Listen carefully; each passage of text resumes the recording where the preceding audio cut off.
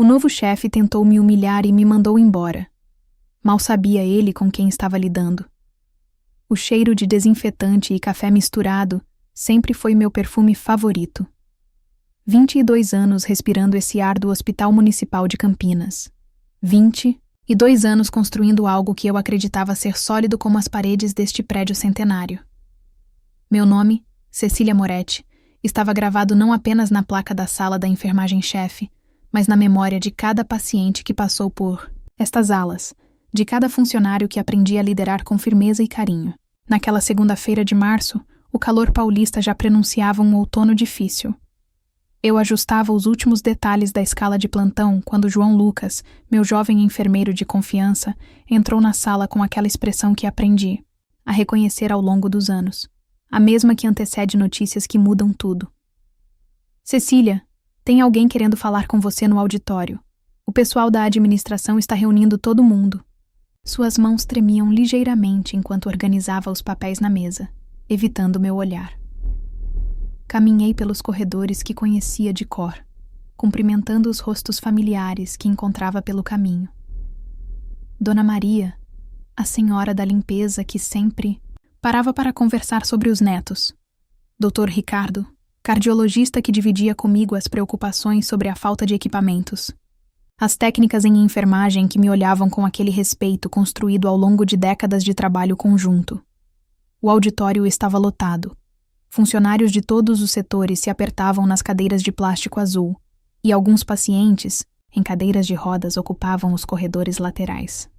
No centro do pequeno palco, um homem que eu nunca tinha visto segurava um microfone com a postura de quem se acredita dono do mundo. Sérgio Falcão. O nome havia circulado pelos corredores, nas últimas semanas, sempre acompanhado de especulações e um certo desconforto. Novo diretor-geral, vindo do setor privado, prometendo modernizar nossa gestão. Observei-o com atenção. Terno impecável, cabelos perfeitamente alinhados, sorrisos calculados que não chegavam aos olhos. Tudo nele gritava inexperiência, hospitalar. Bom dia, equipe. Sua voz ecoou pelo auditório com uma autoridade forçada. Como vocês sabem, assumo hoje a direção geral desta instituição com o compromisso de implementar mudanças necessárias para elevar este hospital aos padrões de excelência que a população merece. Senti um aperto no estômago. 22 anos me ensinaram a decifrar entrelinhas, e aquelas palavras carregavam tempestade. Infelizmente, continuou, seus olhos encontrando os meus na plateia, identificamos alguns setores que operam com métodos ultrapassados, prejudicando a eficiência e qualidade dos serviços prestados. O silêncio que se seguiu era denso. Podia sentir os olhares se voltando para mim, uma mistura de confusão e apreensão pairando no ar. João Lucas, sentado 2 fileiras à frente, virou-se discretamente, seus olhos largos cheios de preocupação. A enfermagem-chefe, Sérgio pausou dramaticamente. Sob a gestão atual, demonstra resistência às inovações tecnológicas e administrativas que implementaremos. Práticas sentimentalistas que, embora bem intencionadas, comprometem a produtividade e os resultados. Meu coração disparou. Práticas sentimentalistas? Em 22 anos, havia presenciado milagres acontecerem não apenas pela competência médica, mas pelo cuidado humano que eu e minha equipe oferecíamos. Quantas vezes segurei a mão de uma mãe desesperada? Quantas madrugadas passei ao lado de pacientes que precisavam de mais que medicamentos? Por isso, sua voz ganhou um tom quase festivo. Comunico que, a partir de hoje, Cecília Moretti será afastada de suas funções para que possamos implementar uma reestruturação completa do setor de enfermagem. O mundo pareceu parar. Algumas pessoas sussurraram indignadas, outras permaneceram em choque. Dona Maria, no fundo do auditório, levou as mãos ao rosto. Dr. Ricardo se levantou, claramente preparando-se para contestar, mas Sérgio já havia retomado o microfone. Sei que mudanças geram desconforto, disse, como se estivesse oferecendo consolação, mas modernização exige coragem para abandonar métodos que já cumpriram seu papel. Levantei-me lentamente. Todas as vezes que imaginei como seria minha despedida deste lugar, nunca foi assim. Nunca foi cercada de humilhação pública. Nunca foi reduzindo minha dedicação a métodos ultrapassados. As pernas tremiam enquanto caminhava em direção à saída, mas mantive a cabeça erguida. No corredor, João Lucas me alcançou, os olhos vermelhos de indignação. Cecília, isso é um absurdo. Todo mundo sabe o que você representa aqui. Parei e segurei suas mãos. As mesmas que eu havia ensinado a aplicar curativos, a lidar com emergências, a tratar cada paciente como alguém especial. João, escute bem. 22 anos me ensinaram que nossa maior força não está nos cargos que ocupamos, mas nos valores que carregamos. Minha voz saiu mais firme do que eu esperava. Por dentro, sentia como se estivessem arrancando uma parte de mim, mas alguma coisa, uma centelha que nem eu conseguia explicar, me dizia que aquela humilhação era apenas o começo de algo muito maior. Caminhei até minha sala pela última vez como enfermeira-chefe, recolhendo os poucos pertences pessoais que havia acumulado ao longo das décadas. Na gaveta, encontrei uma carta amarelada de uma ex-paciente, Marta, agradecendo pelos cuidados durante um período difícil de sua vida. Sorri pela primeira vez naquele dia terrível. Às vezes, o universo planta sementes em lugares que só descobrimos quando mais precisamos delas. Os primeiros dias em casa foram os mais difíceis da minha vida. Acordava no mesmo horário de sempre, 6 da manhã, e por alguns segundos esquecia o que havia acontecido. O corpo ainda sentia a urgência de verificar os plantões, de conferir se os medicamentos estavam sendo administrados corretamente, de garantir que cada paciente recebesse o cuidado que merecia. Então a realidade me atingia como um soco no estômago. Meu apartamento no Jardim Guanabara, que sempre foi meu refúgio depois de plantões exaustivos, agora parecia uma prisão. As paredes cor de pêssego que eu havia escolhido com tanto carinho refletiam apenas o vazio de não ter para onde ir, de não ter um propósito que me definisse há mais de 2 décadas. No terceiro dia, enquanto mexia sem interesse em uma xícara de café que esfriava, o telefone tocou. Número desconhecido. Quase não atendi. Nos últimos dias, havia recebido algumas ligações de colegas expressando solidariedade, e embora fosse grata, cada conversa reabria a ferida. Alô, Cecília? Aqui é Marta Azevedo. A voz feminina soou familiar, mas eu não conseguia localizar de onde. Não sei se a senhora se lembra de mim. Fui sua paciente há uns 5 anos. Internação por pneumonia grave. Marta. O nome ecoou em minha memória, como uma música esquecida que de repente volta a tocar. Lembrei-me dela. Jovem jornalista. Independente, que havia chegado ao hospital mais morta que viva após uma pneumonia que evoluiu para sepse. Passou quase 1 mês internada, e eu havia acompanhado cada etapa de sua recuperação. Claro que me lembro, querida. Como você está? Minha voz saiu mais animada do que eu sentia em dias. Estou bem, graças em grande parte aos seus cuidados. Houve uma pausa, e percebi que ela estava escolhendo as palavras cuidadosamente. Cecília, soube do que aconteceu no hospital. Toda a comunidade está comentando. Isso é um absurdo. Senti os olhos queimarem. Nos últimos dias, havia me esforçado para não chorar, para manter alguma dignidade mesmo na solidão do meu apartamento. Olha, eu trabalho como jornalista investigativa agora, no jornal Correio Popular. E algumas fontes me contaram coisas interessantes sobre esse novo diretor. Sua voz ganhou um tom profissional que me despertou atenção. Podemos nos encontrar para conversar? 1 hora depois, estava sentada na padaria do seu Antônio, na Avenida Orozimbo Maia, o mesmo local onde costumava tomar café da manhã nos raros domingos livres. Marta chegou pontualmente, e fiquei surpresa ao ver como havia mudança. A jovem frágil que conheci no hospital havia se transformado em uma mulher determinada, cabelos curtos, olhar penetrante, carregando uma pasta de documentos. Cecília, ela disse sentando-se à minha frente. Preciso que saiba que sua demissão não foi um caso isolado. Esse Sérgio Falcão tem um histórico. Abriu a pasta e mostrou-me recortes de jornal, impressões de sites, documentos oficiais. Meus olhos correram pelas manchetes. Ex-diretor de hospital em Ribeirão Preto é investigado por irregularidades. Administrador deixa Santa Casa com dívidas milionárias. Denúncias de nepotismo em gestão hospitalar. Ele passou por 3 hospitais nos últimos 5 anos, Marta explicou, apontando para as datas. Sempre com o mesmo padrão. Entra prometendo modernização, afasta funcionários antigos, implementa mudanças questionáveis e sai antes que as consequências apareçam.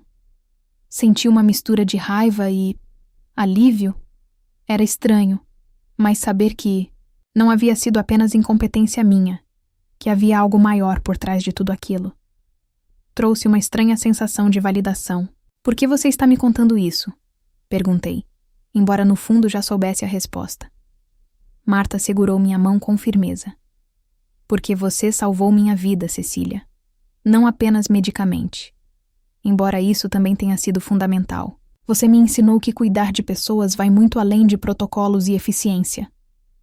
Seus olhos brilharam com determinação. E porque acredito que juntas podemos impedir que ele destrua o hospital e prejudique outras pessoas como prejudicou você. Voltei para casa com a cabeça fervilhando. Pela primeira vez em dias, sentia algo além de dor e humilhação.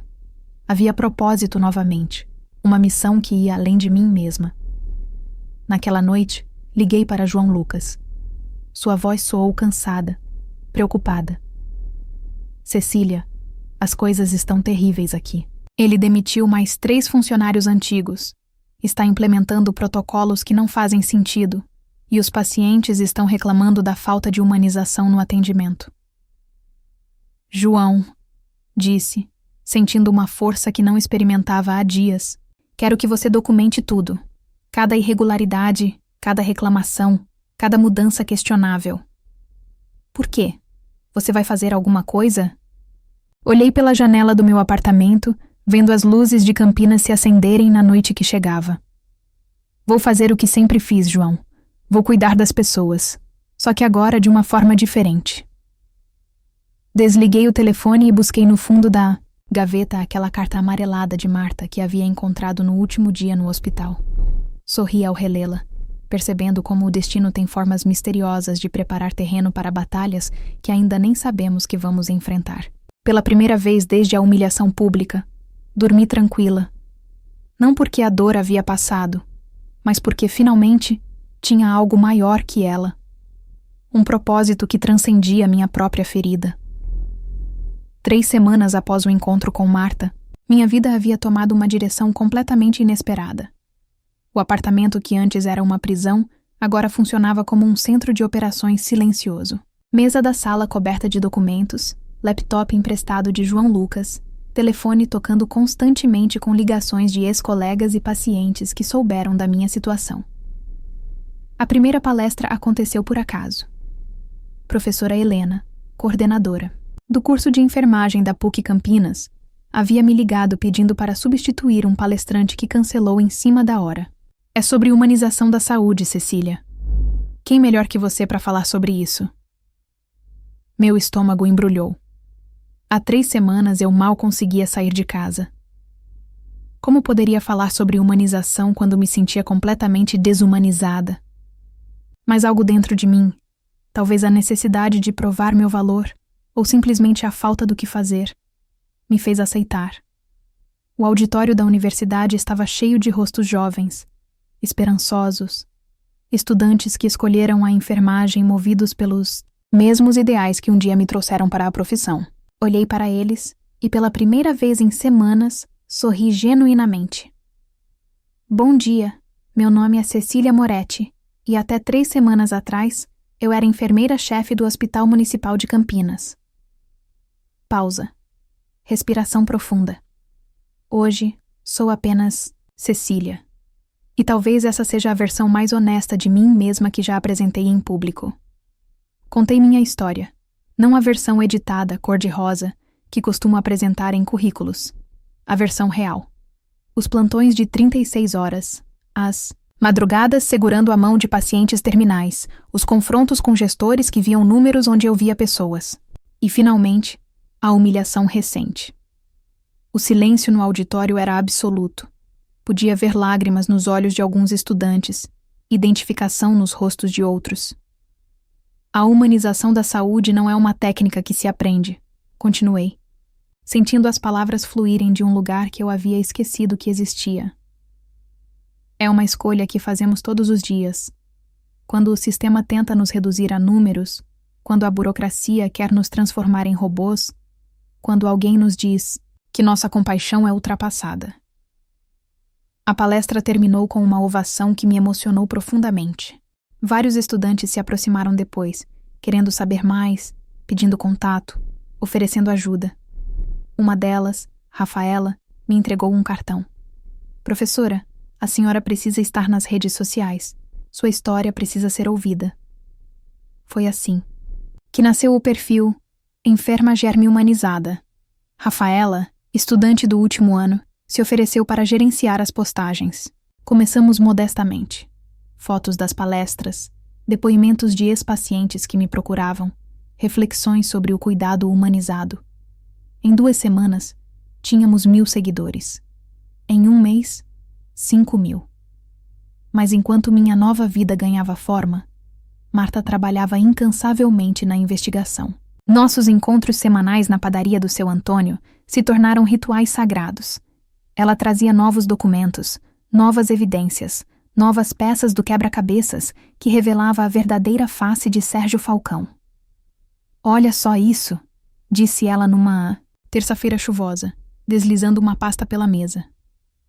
Consegui cópia dos contratos de terceirização que ele aprovou no primeiro mês, todos com empresas que têm ligação com familiares dele. Examinei os documentos com crescente indignação. Serviços de limpeza, alimentação, segurança, tudo direcionado para empresas fantasmas com preços superfaturados. E tem mais, Marta continuou, abaixando a voz. João Lucas me passou informações sobre mudanças nos protocolos de medicamentos.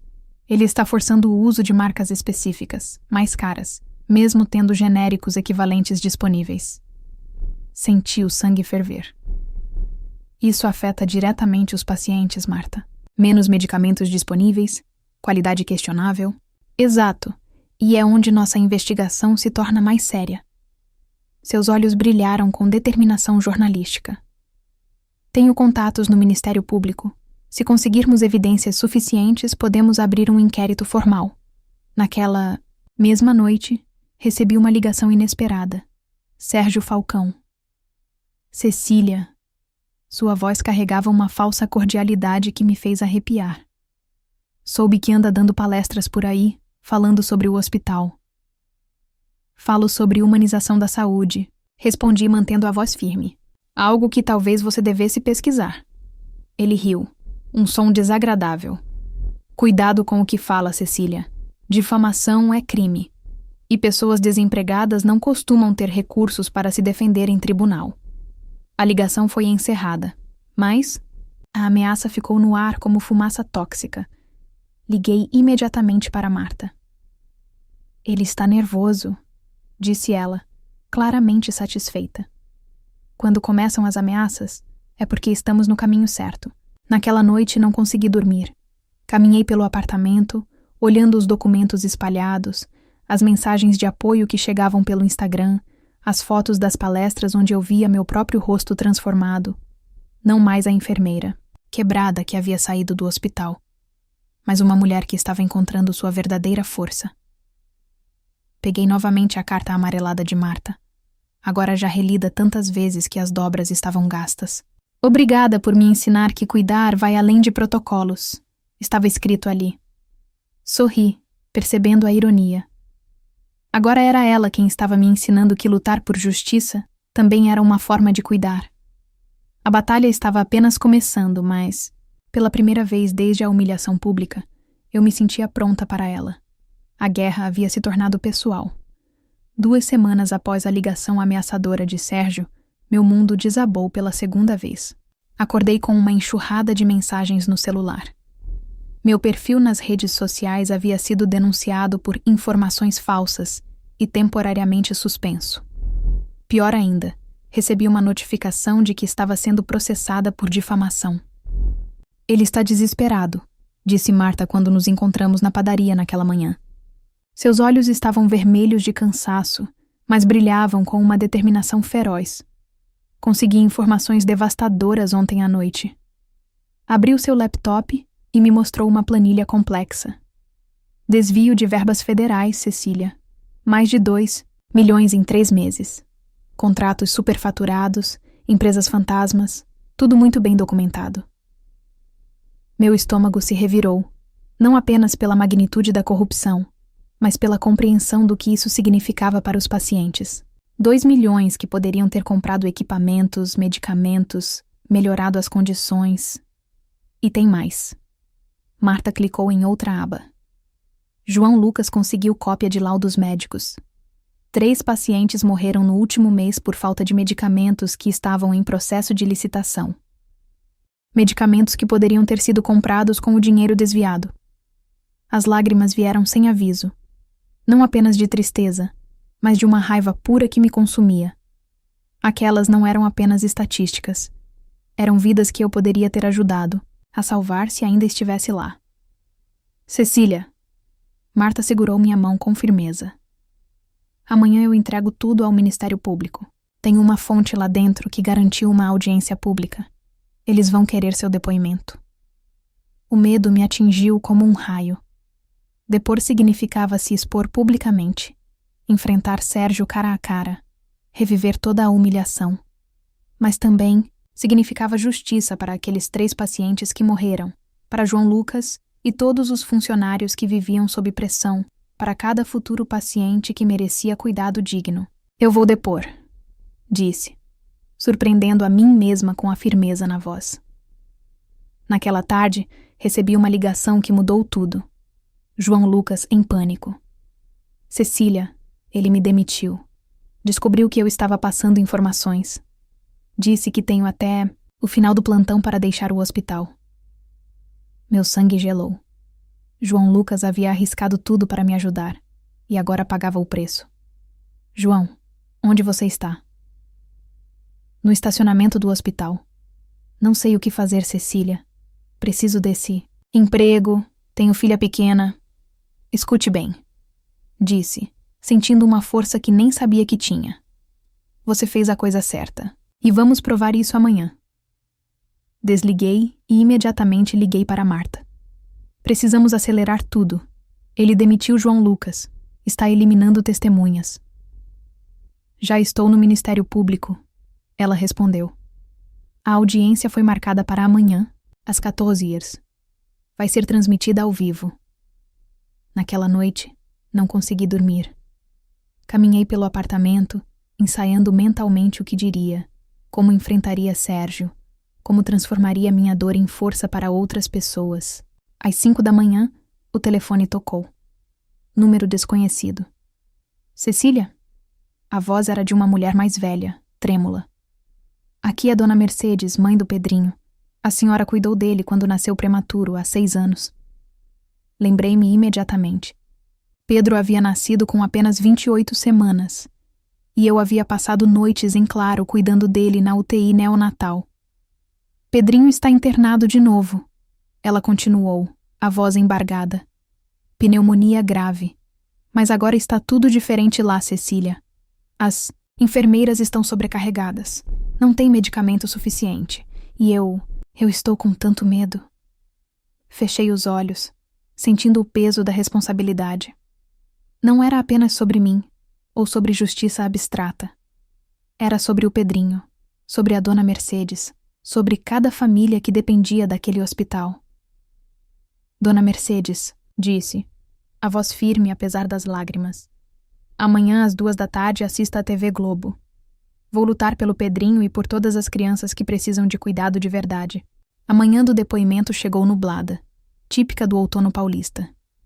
Vesti minha roupa mais formal, o mesmo blazer azul marinho que usava nas reuniões importantes do hospital. No espelho, vi não mais a mulher quebrada que havia saído humilhada, 3 meses atrás, mas alguém que havia encontrado um propósito maior que si mesma. Antes de sair, peguei a carta amarelada de Marta, já tão manuseada que parecia arqueológica. Dobrei-a cuidadosamente e coloquei no bolso do blazer, bem próxima ao coração. No carro, Marta dirigia em silêncio, concentrada. Pelo retrovisor, podia ver João Lucas no banco de trás, nervoso, mas determinado. 3 pessoas que o destino havia unido numa causa maior. Vocês sabem, disse quebrando o silêncio. Independente do que aconteça hoje, já ganhamos. Eles me olharam surpresos. Descobrimos que nossa força não vem dos cargos que ocupamos, mas dos valores que defendemos, e isso ninguém pode nos tirar. O prédio do Ministério Público apareceu à frente, imponente e cheio de promessas. Respirei fundo, pensando no Pedrinho, na Dona Mercedes, em todos os pacientes que mereciam melhor. Era hora de transformar dor em justiça. O auditório do Ministério Público estava lotado. Jornalistas, funcionários do hospital, pacientes, estudantes de enfermagem. Todos ali para testemunhar o que se tornaria um marco na luta contra a corrupção na saúde pública de Campinas. Eu estava sentada na primeira fila, ao lado de Marta e João Lucas. Minha mão direita tocava discretamente a carta no bolso do blazer, buscando força no papel amarelado que havia iniciado toda essa jornada. Sérgio Falcão entrou acompanhado de 2 advogados, o terno impecável contrastando com a expressão tensa no rosto. Seus olhos encontraram os meus por um breve momento, e vi ali não mais a arrogância dos primeiros dias, mas algo parecido, com desespero. O promotor apresentou as evidências metodicamente. Planilhas de desvios, contratos superfaturados, laudos médicos comprovando mortes evitáveis. Cada documento era uma punhalada na farsa que Sérgio havia construído. Quando chegou minha vez de depor, levantei-me com a mesma determinação que havia me sustentado durante 22 anos de plantões difíceis. O microfone estava ali, esperando por minha voz. Meu nome é Cecília Moretti. Comecei, a voz firme ecoando pelo auditório. Há 3 meses, eu era enfermeira-chefe do Hospital Municipal de Campinas. Hoje, sou uma cidadã que aprendeu que nossa maior responsabilidade não é com cargos, mas com vidas. Contei minha história mais uma vez, mas agora era diferente. Não era mais sobre minha humilhação pessoal, mas sobre o que essa experiência havia me ensinado sobre o verdadeiro propósito do cuidar. Vocês sabem o que mais me dói? Perguntei, olhando diretamente para Sérgio. Não é ter perdido meu cargo. É saber que enquanto ele desviava recursos, 3 pessoas morreram por falta de medicamentos básicos. É saber que cada real roubado era uma chance de vida desperdiçada. O silêncio no auditório era absoluto. Podia ver lágrimas nos olhos, de vários presentes, incluindo Dona Mercedes, que havia vindo assistir apesar de Pedrinho ainda estar internado. Durante 22 anos, continuei, aprendi que humanização não é um protocolo que se implementa. É uma escolha que fazemos, a cada dia, a cada paciente, a cada momento em que podemos escolher entre a compaixão e a indiferença. Quando terminei meu depoimento, a ovação foi instantânea e emocionada. Mas o que mais me tocou foi ver João Lucas chorando na primeira fila, orgulhoso por ter feito a escolha certa. O promotor então chamou Sérgio para depor. Ele se levantou, com dificuldade. Toda sua arrogância anterior havia evaporado. Diante das evidências, suas respostas eram evasivas, contraditórias, patéticas. Dr. Falcão, disse o promotor em tom grave. O senhor tem algo a dizer sobre os 2 milhões desviados que resultaram na morte de 3 pacientes? O silêncio se estendeu por longos segundos. Sérgio olhou para os advogados, para o teto, para qualquer lugar, exceto para as pessoas no auditório que ele havia prejudicado. Eu exerci minha função administrativa conforme meu entendimento técnico, murmurou finalmente. A resposta foi tão vazia, tão desprovida de humanidade, que várias pessoas no auditório expressaram indignação audível. 3 horas depois, Sérgio Falcão foi formalmente afastado e indiciado por corrupção, peculato e homicídio culposo. As algemas nos pulsos dele foram a imagem que estampou os jornais do dia seguinte. 1 semana depois, recebi um telefonema, que mudaria tudo novamente. Cecília, aqui é a ministra da Saúde. Acompanhei seu caso através da imprensa e gostaria de fazer um convite. O convite era para coordenar um programa nacional de capacitação em saúde humanizada, viajando pelo país, formando profissionais, compartilhando a experiência que havia acumulado em décadas de cuidado direto. João Lucas foi readmitido no hospital com uma promoção e se tornou meu principal colaborador no programa, ajudando a treinar enfermeiros em todo o Brasil. Marta ganhou o Prêmio ESSO de jornalismo pela investigação que derrubou Sérgio e inspirou outras reportagens sobre corrupção na saúde pública. 6 meses depois, estava eu numa sala de aula da Escola Técnica de Saúde de Campinas, olhando para 40 jovens que haviam escolhido a enfermagem como profissão. Era minha primeira turma como coordenadora nacional e o começo oficial da minha nova jornada. Vocês sabem por que escolheram esta profissão? Perguntei, andando entre as carteiras como fazia João Lucas comigo anos atrás. Uma jovem na primeira fila levantou a mão timidamente. Para ajudar as pessoas, professora. Sorri, lembrando-me de quando eu tinha a mesma idade e a mesma resposta ingênua, mas verdadeira. Perfeito, disse. Mas quero que vocês entendam algo fundamental. Ajudar pessoas vai muito além de aplicar medicamentos ou trocar curativos. É sobre defender o direito de cada ser humano a ser tratado com dignidade, mesmo quando, principalmente quando, o sistema tenta nos convencer do contrário. Peguei a carta amarelada, agora plastificada e transformada em marcador de livro, e a mostrei para eles. Esta carta mudou minha vida 2 vezes. Primeiro, quando uma paciente me agradeceu por cuidar dela como ser humano. Segundo, quando essa mesma pessoa, anos depois, me ajudou a encontrar justiça. Parei e olhei nos olhos de cada um deles. Vocês nunca sabem quando uma semente de cuidado que plantam hoje vai florescer em algo muito maior amanhã. A aula terminou, mas fiquei na sala mais alguns minutos, organizando meus materiais e refletindo sobre a jornada que me trouxera até ali. Às vezes, murmurei para mim mesma, repetindo as palavras que haviam se tornado meu mantra. Perder um cargo é o empurrão que a gente precisa para assumir o nosso verdadeiro lugar.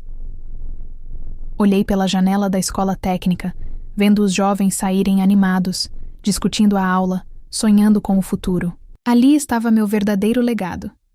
Não nos protocolos que havia implementado ou nos cargos que havia ocupado, mas nas vidas que continuaria tocando, uma sala de aula por vez, uma história por vez, um cuidado humanizado por vez. E pela primeira vez em décadas, soube exatamente onde pertencia. Fim. Obrigada por assistir até o final. Você gostou da história? Deixe um comentário, quero saber o que você achou. Não se esqueça de deixar seu like e se inscrever agora para receber mais relatos emocionantes que você não vai querer perder. Ative o sino para ser notificado sempre que um novo vídeo for lançado.